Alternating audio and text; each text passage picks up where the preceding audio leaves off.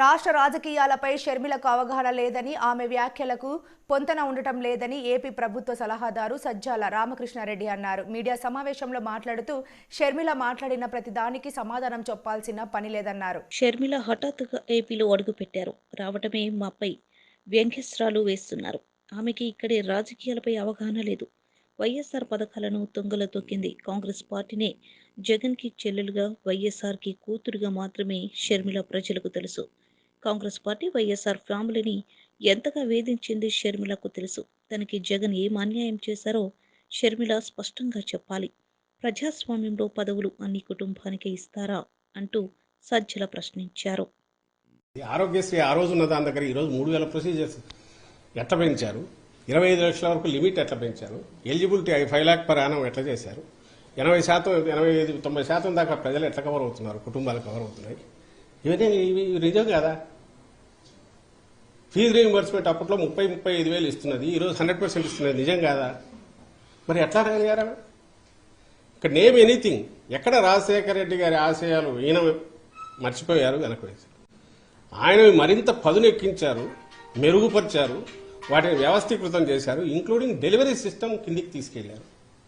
నేను ఇది ఎక్స్ప్లెనేషన్ లాగా ఇవ్వట్లా, ప్రజలకు చెప్తున్నాం. ఆమె అనే మాటల్లో ఆమె మిగిలిన వాళ్ళు ఎలాగో అంటున్నారు. ఈరోజు ఈ కేవలం జగన్మోహన్ రెడ్డి గారి చెల్లెలనే ఏకైక అర్హత, రాజశేఖర రెడ్డి గారి బిడ్డ జగన్మోహన్ రెడ్డి గారి చెల్లెల ఏకైక అర్హతతో సోనియా గాంధీ వాళ్ళు తెచ్చి ఈ పోస్ట్ ఇస్తే అక్కడి నుంచి ఇక్కడికి వచ్చి ఇమ్మీడియట్ మొదలు పెట్టి రోజు రోజుకు అటాక్ పెంచుతున్న దాంట్లో ఇంత అబద్దాలు కనపడుతున్నాయి. ఇవి ప్రజలు గమనించాలి, ప్రజలకు చెప్తున్నాం. ఇంకో విషయం కూడా చెప్పదలుచుకున్నాం. షర్మిలమ్మ గారికి సంబంధించినంత వరకు 2.5 ఏళ్లు పార్టీ అక్కడ, నాకు తెలిసి 2.5 ఏళ్లు తెలంగాణలో పెట్టినట్టున్నారు, వైఎస్ఆర్ తెలంగాణ పార్టీ. సరే, ఆ స్టేట్కి వెళ్ళారు, పార్టీ పెట్టారు. అప్పుడు చాలామంది అడిగారు, మీ కామెంట్ ఏంది, మీది ఇది అని.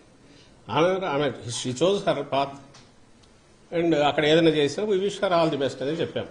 ఆమె ఏమైనా మంచి ఇది అయితే మా వైఎస్ఆర్ కుటుంబ సభ్యురాలుగా, జగన్మోహన్ రెడ్డి గారి చెల్లెలుగా సక్సెస్ అయితే హ్యాపీగానే ఫీల్ అవుతాము. సరే, వాట్ ఎవర్ ది రీజన్స్, అది జర్నీ అయింది, సడన్గా కట్ అయింది.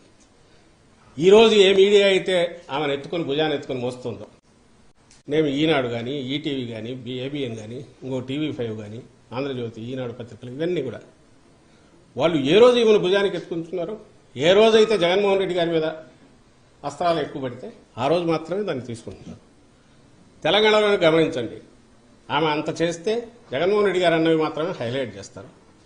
ఆఖరున కాంగ్రెస్ ఆమెను పొత్తు పెట్టుకోమని కానీ, నువ్వు పోటీ పెట్టొద్దని కానీ ఆమెను వచ్చి రిక్వెస్ట్ చేసింది లేదు. కనీసం 2nd రంగ్ 3rd రంగ్ లీడర్స్ అయినా ఆమెంతటా ఆమె స్వచ్ఛందంగా అనౌన్స్ చేసుకున్నారు. రిజల్ట్ వచ్చినాక, అమ్మా నువ్వు చేసినందువల్ల మాకేదో ఇంత మేలు జరిగిందని ఎవరైనా థ్యాంక్స్ చెప్పారా? మరి ఆ సమయంలో ఎవరైనా ఈ పత్రిక, ఈ మీడియా ఎవరైనా, పాపం ఈమె ఇంత కష్టపడింది, తను ఎంతో